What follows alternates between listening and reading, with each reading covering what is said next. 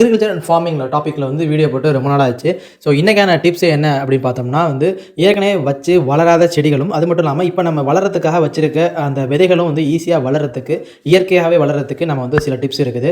So இப்போ பார்த்தீங்கன்னா நம்ம வந்து ஏற்கனவே வந்து விதைகள் போட்டிருக்கோம். அதாவது வந்து சிவப்பு கொய்யா விதைகள் போட்டிருக்கோம். அது மட்டும் இல்லாமல் இந்த ரோஸ் செடி அது மட்டும் இல்லாமல் தக்காளி செடி வந்து வீட்டு தோட்டத்தில் வந்து நம்ம வந்து வச்சுருக்கோம். ஸோ இது வந்து இதை நம்ம இயற்கையாகவே ஒரு எக்ஸ்ட்ரா நியூட்ரிஷன் கொடுத்து நம்ம வந்து இயற்கையாகவே ஒரு செடிகளில் வந்து நிறைய பூக்கள் வந்து வர வைக்கலாம். அது மட்டும் இல்லாமல் தக்காளி காய்கறி செடிகளில் வந்து நிறைய ஈல்டு வந்து எடுக்கலாம். ஸோ இதுக்கு நம்ம என்ன பண்ணணும் அப்படின்னு பார்த்தோம்னா வந்து நார்மல் நம்ம வீட்டில் உள்ள பொருட்களே பயன்படுத்திக்கலாம் எப்பவும் போல.